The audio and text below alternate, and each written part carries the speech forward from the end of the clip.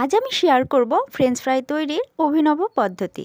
আসসালামু আলাইকুম everyone, welcome back to my channel.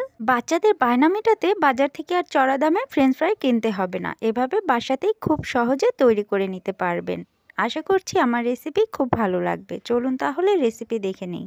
এখানে আমি 3টি মিডিয়াম সাইজের আলু সেদ্ধ করে নিয়েছি। আলুগুলোকে এখন খুব ভালোভাবে ম্যাশ করে নিতে হবে, যেন এর মধ্যে কোনো মোটা দলা না থাকে। আপনারা আপনাদের সুবিধা মতো এগুলোকে ম্যাশ করে নেবেন।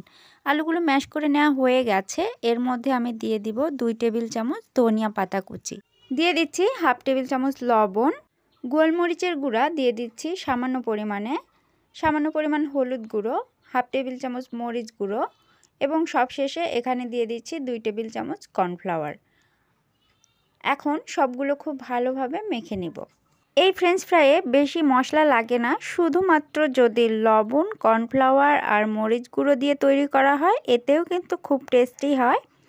দেখুন, একটি ডো তৈরি করে নিয়েছি। এখান থেকে এখন ছোট ছোট লেচি কেটে আমি হাতের সাহায্যে এই ফ্রেঞ্চ ফ্রাইগুলো তৈরি করে নিব। আপনারা চাইলে বেলুন পিঁড়িতে বেলে চাকু দিয়েও কেটে তৈরি করে নিতে পারেন, তবে এভাবে আমার কাছে সুবিধা মনে হয়েছে। এভাবেই সবগুলো বানিয়ে নিয়েছি। এগুলোকে ভেজে নেওয়ার জন্য মিডিয়াম আঁচে তেল গরম করে নিয়েছি, তবে খুব বেশি হিট করে নেওয়া যাবে না।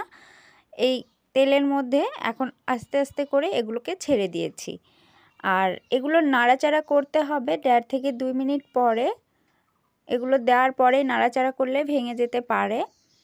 এভাবে অনবরত 5 থেকে 6 মিনিট নাড়াচাড়া করে ভেজে নিলে ক্রিস্পিভাবে তৈরি হয়ে যাবে এই ফ্রেঞ্চ ফ্রাইগুলো। দেখুন, সুন্দর একটি কালার চলে এসেছে। এখন এগুলোকে আমি নামিয়ে নিব, নামিয়ে সার্ভ করে দেখাচ্ছি।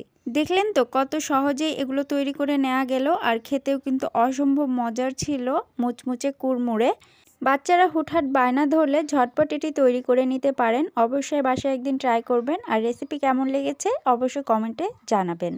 রেসিপি ভালো লাগলে চ্যানেলটি সাবস্ক্রাইব করে দিয়ে পাশে থাকা বেল আইকনটিতে ক্লিক করে রাখবেন, তাহলে আমার নিত্য নতুন ভিডিও সবার আগে পেয়ে যাবেন। আজকের মতো এখানেই বিদায় নিচ্ছি। পরবর্তীতে নতুন কোনো রেসিপি নিয়ে আবারও হাজির হয়ে যাব। সে পর্যন্ত সবাই ভালো থাকবেন, সুস্থ থাকবেন। আল্লাহ হাফেজ।